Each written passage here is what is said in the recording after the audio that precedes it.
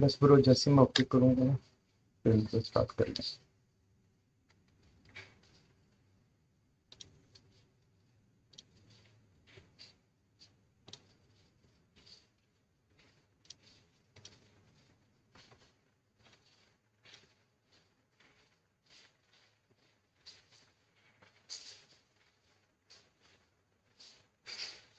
जी अजहर भाई, उनका प्लीज।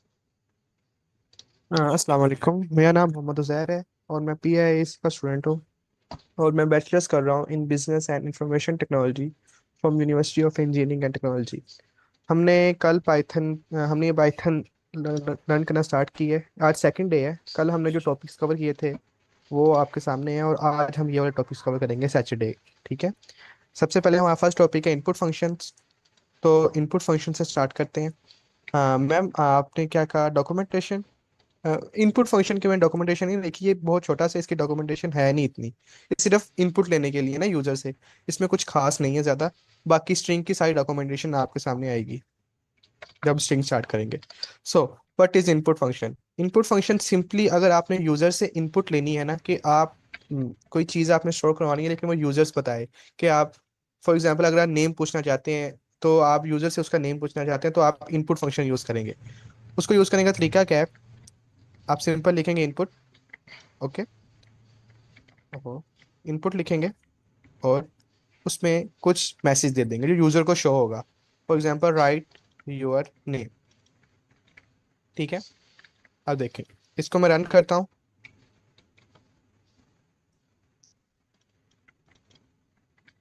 देखिए यहाँ पे आ गया राइट योर नेम और मुझे इनपुट करने की ऑप्शन है यहाँ पे। मैंने अपना नेम राइट कर दिया। ठीक है। तो ये, अब जो भी यूजर इनपुट देगा ना, आप उसको किसी वेरिएबल में स्टोर करवा सकते हो। फॉर एग्जाम्पल, मैं इस इनपुट को ना एक वेरिएबल के सामने कर लेता हूँ। ये देखिए, एक वेरिएबल बनाया नेम के, और मैंने इस वेरिएबल में मैंने वैल्यू जो देनी थी यहाँ पे मैंने वैल्यू की जगह इनपुट ले लिया। अब जो भी यूजर इनपुट देगा वो नेम वाले वेरिएबल में आके स्टोर हो जाएगी। मैं नीचे प्रिंट करवा लेता हूँ, प्रिंट यूर नेम इज। ठीक है। और जो भी यूजर नेम देगा वो यहाँ पे प्रिंट हो जाएगा।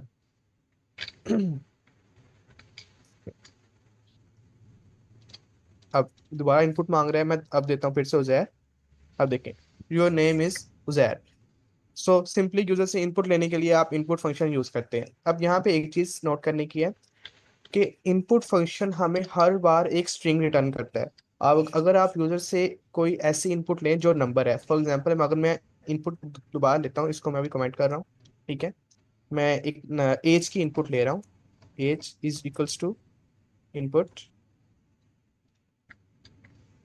और यहाँ पे मैं लिख देता हूँ राइट योर एज। ठीक है। और मैं इसको प्रिंट करवा लेता हूँ कि योर एज इज दिस। अब देखें, अब एज, मैं इसको थोड़ा सा बड़ा कर लेता हूँ। एज आई थिंक उसमें होती है, न्यूमेरिक होती है, तो मैं 20 एज लिखी है और ये एज प्रिंट हो गई है। अब अगर हम इसकी टाइप चेक करें तो जाहिर सी बात है, एज वेरिएबल में नंबर आके स्टोर हुआ है तो इसकी टाइप क्या होनी चाहिए? कोई बताएगा टाइप कैसे चेक करते हैं? हमने कल पढ़ी थी टाइप चेकिंग। बताए कोई? हमने टाइप चेक करनी है इस एज वेरिएबल की, तो हम कैसे चेक करेंगे किस टाइप की, इसकी टाइप कौन सी है? कोई भी मैसेज में बता दे। Type function type. ओके, हाँ, टाइप लिखो। टाइप लिख के हम उसकी पैरेंथेसिस के अंदर वेरिएबल दे देंगे। ठीक है। अब देखिएगा एक चीज, मैंने फंक्शन रन किया, राइट योर एज, मैंने टाइप लिखी, मैंने नंबर दिया 20। अब देखिए, हमें पता है इंटीजर की नंबर की टाइप इंटीजर होती है। ठीक है। तो ये 20 यहाँ पे एज में जाके स्टोर हुआ है, तो बाद में यहाँ पे प्रिंट हुआ है, तो इसकी टाइप क्या आनी चाहिए? इसकी टाइप आनी चाहिए इंटीजर। लेकिन ये देखें, वो स्ट्रिंग आ रही है। मैंने आपको कल भी बताया था कि हर चीज स्ट्रिंग में कन्वर्ट हो सकती है लेकिन स्ट्रिंग इंटीजर में कन्वर्ट नहीं हो सकती, या स्ट्रिंग किसी चीज में कन्वर्ट नहीं हो सकती। हर चीज स्ट्रिंग में कन्वर्ट हो सकती है। ओके। तो इसने क्या किया, इसने इंटीजर को स्ट्रिंग में कन्वर्ट कर दिया। तो हमें यहाँ से क्या पता लगा कि जो इनपुट फंक्शन है वो बाय डिफॉल्ट हमारे जो यूजर इनपुट देगा, बेशक वो इनपुट हमें नंबर में दे, बेशक वो स्ट्रिंग में दे, बेशक वो बुलियन में दे या फिर फ्लोट में दे, वो हमेशा उसको स्ट्रिंग में कन्वर्ट करके हमको रिटर्न करेगा। ओके। समझ लगी इस चीज की?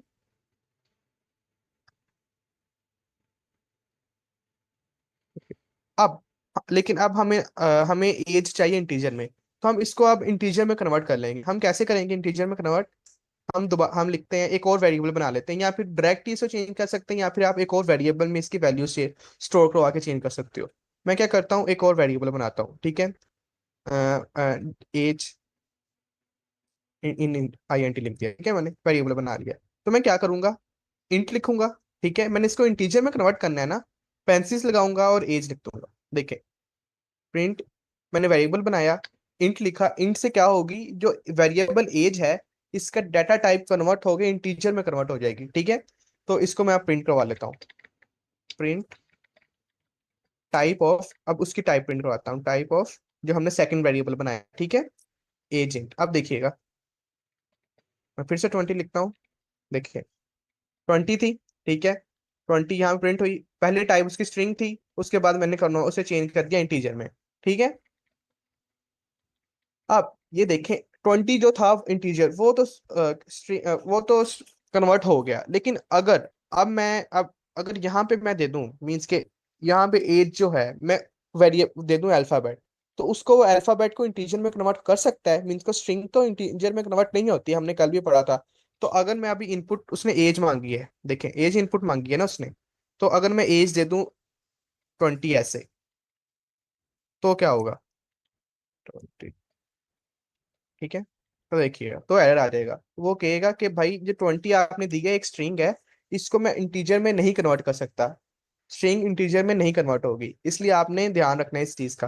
देखिए, invalid literal for integer with base 10 20, क्या आपने जो इनपुट दी है 20, वो इसको मैं कन्वर्ट नहीं कर सकता। मैं यहाँ पे टाइप कन्वर्जन कर रहा हूँ ना, लाइन 139 पे, उसने मुझे वहीं पे एरर दिया, लाइन 139 पे, ये देखें, एरर नंबर लाइन 139 पे है, कि आप जहाँ जो टाइप कन्वर्जन कर रहे हो वो एग्जिस्ट नहीं करती, वो हम पॉसिबल नहीं है, आप स्ट्रिंग को इंटीजर में कन्वर्ट नहीं कर सकते, ठीक है। लेकिन अगर जब मैं लिखता हूँ 20, तो हमें कोई एरर नहीं आएगा, ठीक है, क्योंकि 20 तो इंटीजर में कन्वर्ट हो जाएगा, ओके। इस चीज की समझ लगी, बस इनपुट में यही चीज है, इनपुट में और कोई चीज नहीं है, बाकी सारी चीजें बस आप इनपुट लेने के लिए यूज करते हो। आगे चलें, या कोई क्वेश्चन यहाँ पे तो पूछ लें, फिर हम आगे चलते हैं।